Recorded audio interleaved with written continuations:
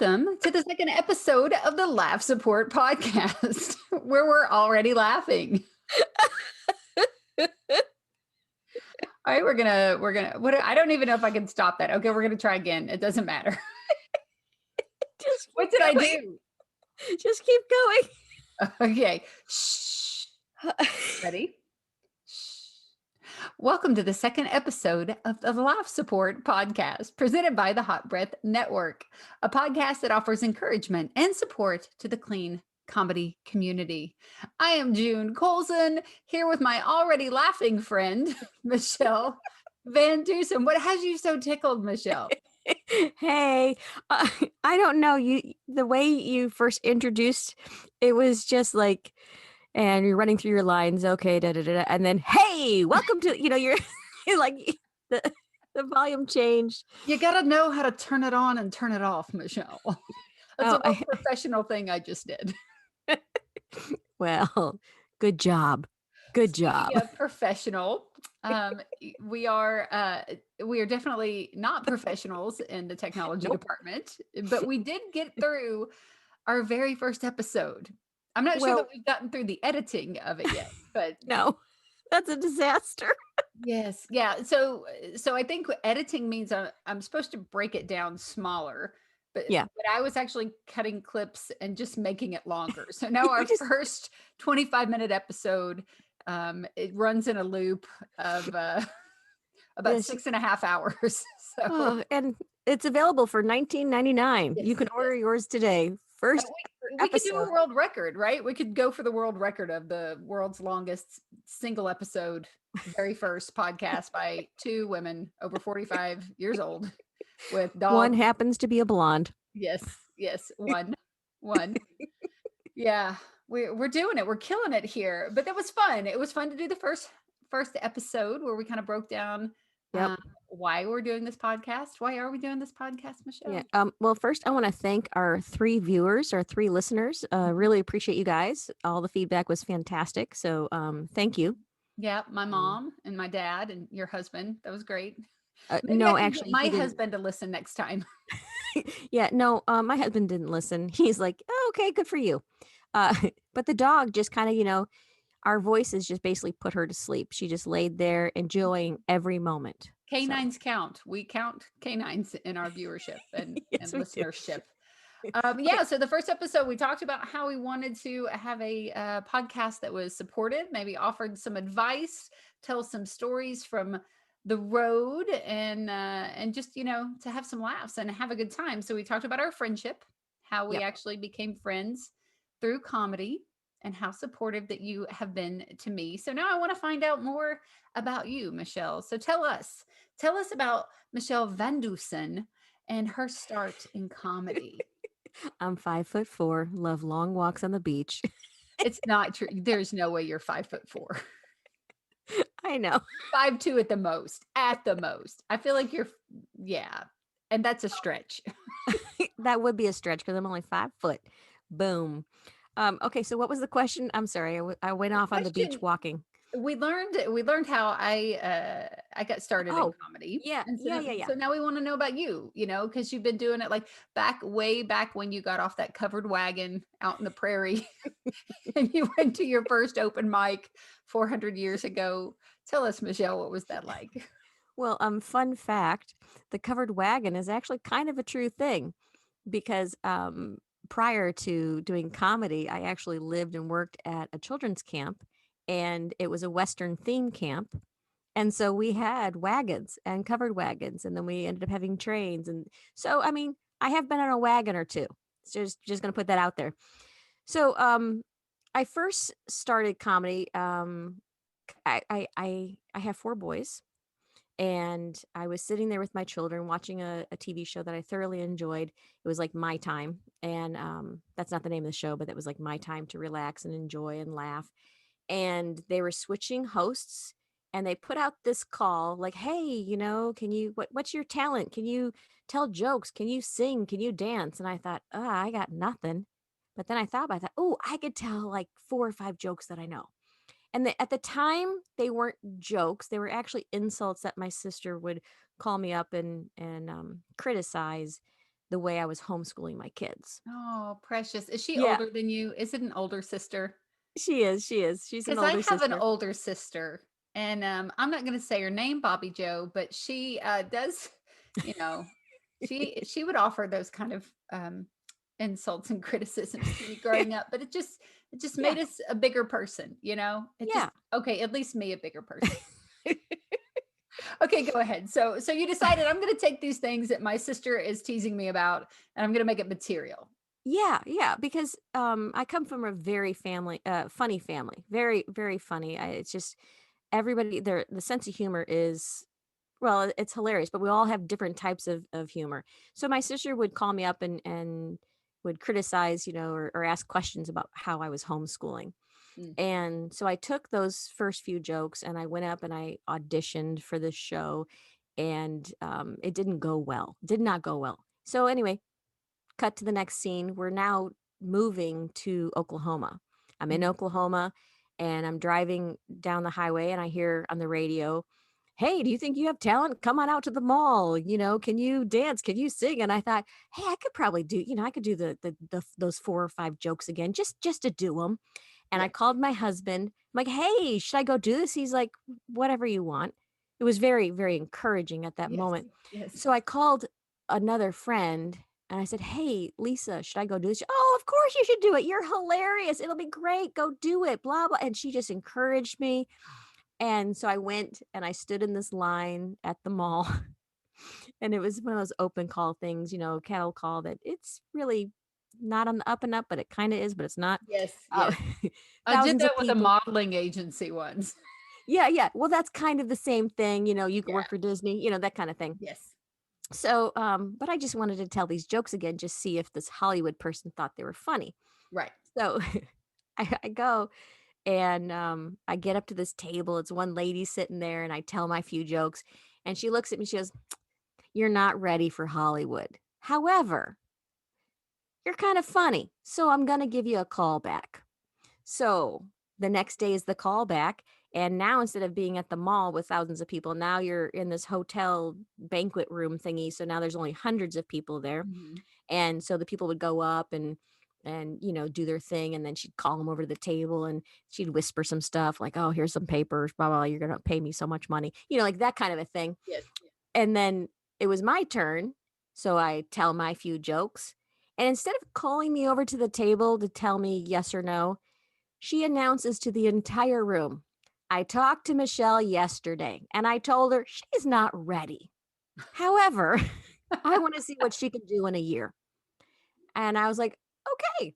So, and technically that was my first audience of people that actually laughed at my jokes. So that was Yes. kind of exciting. So, so here I have this challenge of this lady, like, I'm not taking you to California.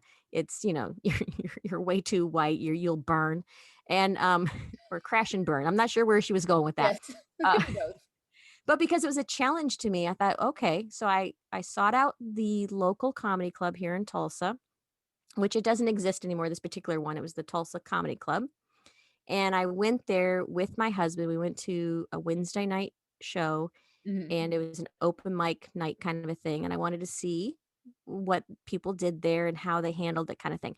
And so my husband and I, we go, and I watched it, and afterwards I'm like, "Do you think I could do this?" He's like, "Yeah, you can do it. I probably won't be back in this club, but yeah, go ahead. It'll be fine." I'm like, "All right." Again, super supportive. Yes. Yeah.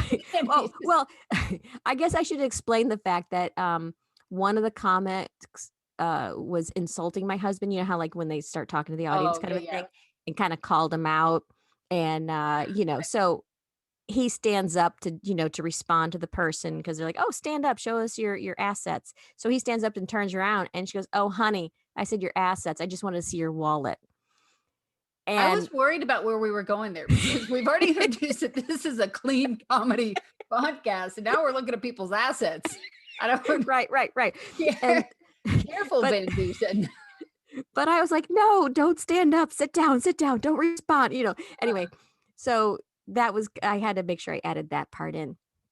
Anyway, so, I started doing the open mic. They had one of those contest things, and Mhm. I don't recommend doing contests. when you're first starting out, because you will be 100% crushed. Because you're Yes. not good. You're not good when you first start. I don't Yes. care Is how this the funny. don't do that? Is this the, because in this podcast of laugh support, we're going to have some moments where we say, don't do Mm, that. don't do that. My Michelle's first advice to me was, yeah, don't do that. So, Yeah, so don't do you're that. saying if you're starting out as a brand new comedian and you've been to one open mic, you shouldn't just jump right out there in the middle of the shark infested waters and try to win over the world with your, Hmm. a minute and a half of magnificent material.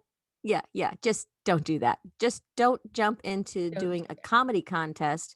The funniest person in Tulsa or whatever it's supposed to be. 2 weeks in, you just Yes. don't do that. But the best thing that came from that was the owner of the club said to now my friend, but at the time she was the one that insulted my husband, Susan. So Susan Dale, I'm going to just repeat her name. Susan Dale insulted my husband. Now she's a Oh, friend. Yeah, oh, yeah. In nice, case you're Susan. listening, right? Yes. So, but the owner of the club said to Susan and I, basically, you guys have something. You're funny, but you need stage time. Mm, And I want to go ahead and open up the club. You can come in anytime you want to and practice. You can use the stage anytime wow. before or after shows. You Yeah. just let me know, which was amazing. People don't just do that. No. And yeah, so that's kind of where I started. And then Susan and I did a lot of things, she was going for, a whole career in comedy, and I was just kind of going along because I wasn't really sure yet. Right. So following and befriending her, I was able to go to Las Vegas Comedy Festival, participate in that and learn some really important lessons there. Uh, and then shortly after doing the secular comedy festival, that's when I found out and went to the Christian Comedy Association. And so the first one I went to was in Dallas. I don't remember the year.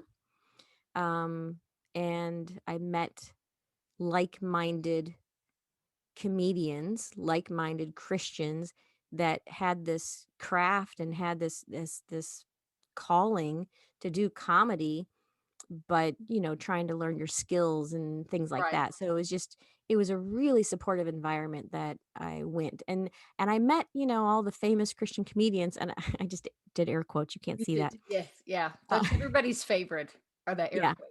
Air Yeah. quotes. And I shouldn't say it like that, but I didn't know these people. So Right. I didn't Right. know that they were, somebody.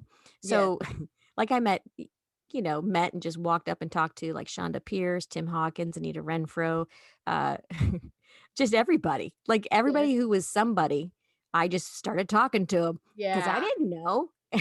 And Well, I was kind of like that too at my first, second, third like I don't know. Everybody is somebody to me and I don't know who the somebodies are to other people. Like I think every place that you go, a group of people have their somebody that if that Mhm. person walks in the room, like my kid is really into athletics and sports and things like that. So if a certain football player walked in the room, he's going to be like, oh my gosh, but that person, I don't know who they are, like, Yeah. whatever. And I was that way too. Every once in a while, I'll be talking to somebody and apparently they were somebody, but I didn't know. And you could kind of get that vibe of like, oh, that girl just walked up to, like, you could see other people where I'm just talking to someone and like, oh, there's somebody. Yeah. I, Yeah. I heard that you had lunch one time with Michael Jr. Is that correct? Well, but that was that was by accident. Well, no, yeah, that happened one time. It definitely Yeah. was a super cool experience. We'll have to talk about that on a later episode. But that time it wasn't. I didn't walk up to him. It was a group Yeah. of people that were going, and I got to go along. So Yeah. yeah. But And so that so to recap, so your laugh support at the very beginning was your friend Laura, who was like, go do it, right? Or no, Lori. Lisa. Lisa, it was an L. I'm so Yeah. close. Come on, blondes in the alphabet. I got there. It was Lisa, Laura, Lori, and Rodana, Santa, Dana. Say it. You say it. Rosanna Dana. There So it there's is. little tiny sweat ball hanging off her nose. No. Yes. So the girl with the letter L was your laugh support. Yeah. and then you go to the mall, and you're saying that that doesn't get people straight to Hollywood when they hear somebody on the radio go, "Hey, if you've got talent, come on down. We're going to Yeah. launch your career." Like, that's not how all the famous people started. No, no, they want you to buy their seminars and their Yes. webinars, Yes. and they want you to put down a bunch of money, and But and then you went from there to a comedy club where some lady wanted to look at your husband's assets, and that became your new comedy best friend. yes, Yes. absolutely. And Yeah, then and from there you went to Las Vegas, and then from Las Vegas you went, "I'm going to a Christian Comedy Association." What did you do in Vegas that made you want to repent and join the Christian comedy community? I didn't have to repent. I was already a Christian. Um, no, it was so the Las Vegas Comedy Festival was really informative. A Yes. lot of business information, tips on getting agents, which was way out of anybody. 95% of the people there didn't need to know information about agents Right. because they weren't ready, and the ones that were ready actually had some. So, Right. and it was more of a showcase for them at the time. And so, we had opportunity to do stage time and rub elbows with the who's who of comedy at the time. Um, but I really did learn a lot business wise and things like that. Not that I've applied any of it, which is kind of sad. But I did. Susan um, and I traveled a lot. So, like, we did things in Chicago. We ended up on this show out in LA one time called Jingles. And I can talk about it now because it's way past the contract date. So I can talk about it and not get sued. Yes. Um, and they never aired the show. They never aired it. But this was a show about people singing jingles. I'm not a singer. Yes. Susan's not a singer. We are comedians. And there's no way on earth that anyone would ever consider us to be singers. And yet here we are on the show. But we grabbed a local singer here in town, brought him along with, and we went into this show. And it was the craziest thing. Anyway, but when I was back in Tulsa, I thought, I really enjoyed the Las Vegas Comedy Festival, but I wish there was something that Christians had. I wish there was a place that where it was clean, because not everything up there was clean. There was Right. Right. like almost none of it was clean. They did talk about if you wanted to go into corporate world, into corporate works, you Right. needed to be clean. And so they did talk about corporate clean and club clean. They did mention those differences. Right. But even like what a lot of people I don't think realize is that when you say clean and club clean and church clean, that's all different levels of clean. You know what I Yeah. mean? Like, I don't know that the other levels of comedy, the other kind of, if you're doing blue comedy and those kind of things, that there's like multi levels of what that is. But when it comes to clean comedy, that's a whole Yeah. different ball game because people can interpret that totally different, right? Yes. Oh yeah, yeah. Because if you're gonna do church clean, um, comedians that go from the secular venue to a church and they are not Christians, but they're going to go do comedy because, they can do clean comedy. What they fail to understand, it's not just dropping all the swear words out of your set. It's also looking at the context of your set. What Yes. content do you have in there? If you're talking about, marital relations outside of marriage, the church world is not going to be they're not going to be laughing with you. Right. If there's certain body functions that you don't talk about in those kind of worlds because now instead of it being clean to them, now you're offending them. So Right. it's you have to look at the content of what you're Right. talking about. And I do notice that a lot of, women comedians want to talk about their sex life. And in a mixed crowd, you really shouldn't be doing that because Right. you're If because it's church, right? But if it's club clean, that's typically not even that's not even a blip on the radar if it's it's not, but it should right. be because it's not really even funny. And what's happening is, you're actually when our words paint pictures in people's brains. And so now you're painting this picture in someone's brain of what you're doing. And so like that, I learned that early on, because you said, is there a difference in blue comedy? Is there different levels? I did one joke that I personally considered sky blue and very well written. I did this joke. My parents are in the audience, and well, my whole family was in the audience. I did this joke. My parents laughed, and then their faces dropped.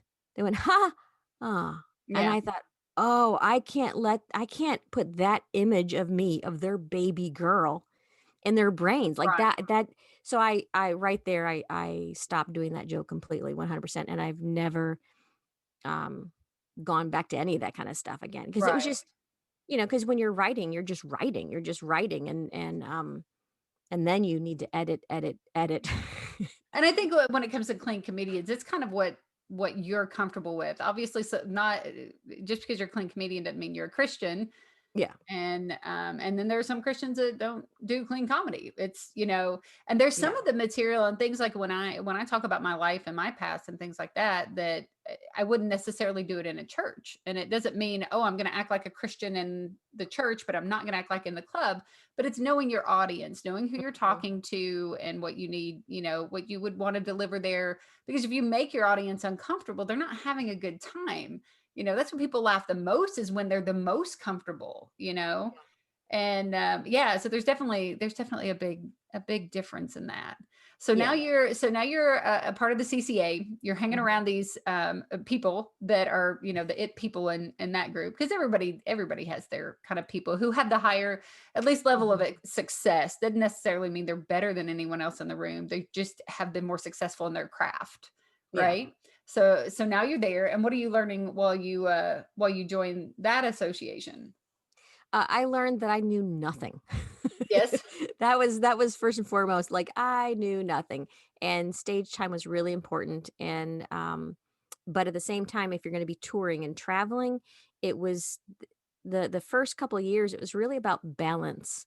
You have to balance your faith life, and you have to balance your family life, and you have to balance your working life, and you got to make sure there's a good merge. Mhm. And Yeah. because I was going and going and going, one day I stopped and I looked at my children and I'm like, I am doing a lot of traveling and I'm missing out actually raising my kids, and I can't do this anymore. So I actually paused the momentum that I was having, Right. and I stopped touring, I stopped everything, and I just started focusing on my kids. And so I actually started working at the school, and but I missed comedy. I missed doing fun things, and so I started an all school writing program where kids would write in jokes and we would read them over the intercom, and then that developed into, I had an after school comedy club. And Oh, fun. so yeah, so like that's how it naturally happened. And then Right. I And started. you're writing a book with that now, right? Yeah, yeah. That information, that curriculum. So that's exciting. As you develop that, we'll definitely have to talk about that more, because Yeah. I'm super excited about that. I worked in an elementary school, and the principal at our school did a joke of the day every morning. And that was my Mhm. favorite time in the morning. I would stand really quiet, and it would just be a corny, cheesy joke that came from a kid's joke book. And he would read it, and I would be really quiet and listen down the hallways as you would hear the little classrooms and the giggles, and the teacher who laughs at all the corny jokes. You would hear her ha ha ha, Yeah. down the hallway. That was my favorite. Comedy can creep into all kinds of places. It doesn't just have to be stand up. You were working in a career that you were helping kids learn how to write and share laughter. That Yeah. was super cool. Yeah, and we did a lot of assemblies, and it was really fun. And I know we're almost practically out of time um right now. So maybe throughout, as we do our podcast, that these little bits of our life story and the things that we've learned on the road and along the way, we'll you're doing jazz hands. Uh, we'll hit these as we continue our podcast, because I know that our three listeners really want to hear these things, and hopefully, they'll get a friend and they'll grab another friend, and then so on. And so, oh Yeah. wait, that was a hair commercial. Uh, Is it grabbing yeah, it people's was. hair or what? You're Yeah, yeah. Remember the? Oh wait, I'm older than you. Never mind. Okay. Okay. We won't talk about age on this podcast. It's none of your business. It's none of your business. But here's the deal. Here's the deal, Pickles. We don't I've been doing comedy, just started Why like are you calling me Pickles? you're a little sweet pickle. You're just my little sweet pickle, Michelle. But we're not experts. We're not, which is No. maybe why you might want to listen to us. One, because you might not be an expert either, and you're learning with us, or you might just be, a turd nugget who wants to listen and talk about how much smarter you are than us. We don't care. Go right ahead. There you Just go. don't message me about it. I don't honestly. I don't need anyone to tell me how goofy and uneducated I am. It might be the only information I do know. I'm here for you. I'll let you know. Because you, Michele VanDusen, are my laugh support. Well, listen, it was great getting to know a little bit more about you on our episode numero 2. Look at that. We've made it through 2 of these. Dose. And let's make a goal to do at least 2 more. Okay. Oh, and I'm hoping that we could actually edit these things. Maybe one day we might even have a theme song. Like that would be so much We're fun, gonna get right? it's gonna happen. Have a It's little gonna theme happen. song and so we may even put things in the show notes. I've heard that that's a What? thing. I know when you said you were like, "Hey, June, we could just write. We'll add it in the show notes," and I'm like, "The what? The Yeah, how? Where the?" Even when someone goes, "Hey, I'm going to add this in my show notes," I've never been able to find those notes. yeah, It's a that secret. It must be invisible ink because I'm not. no. No, show notes are the things that are posted below the episode. So like when you go on YouTube to listen to our podcast or wherever you're going to be listening to podcasts, everywhere, anywhere, there'll be like a little description thing and then we can add like notes in there. So Yes. like if we talk about a particular comedian, we think, "Hey, you guys should go listen to this guy. He's hilarious." We could add his name So is it down. different than the comments? It's The show well, notes different than comments? Because I it was comes like, you just put it in the comment. no, it comes before the A different comments. thing. Oh my People goodness. comment, On we the add next episode, Michelle explains to you the difference between a note and a comment. I'm telling you, you're going to get advice that you don't get anywhere else. We're just spitting the knowledge right now. You're Okay, welcome. so I told you last episode, I always like to end when I talk to people just to let them know that Jesus and Junebug loves you. Yeah. And I felt like you should have something similar. And so I tried it last week. I'm going to try one more time, Michelle. I really Okay. think you should say, "Little Michelle and the Messiah tell you to take it higher." Yeah, still not going to do that. I'm not doing it. All right, fine then. This has been the second episode of Laugh Support. I'm so glad you listened with us. I'm June Colson. And I'm Michele VanDusen. Bye. Goodbye, y'all.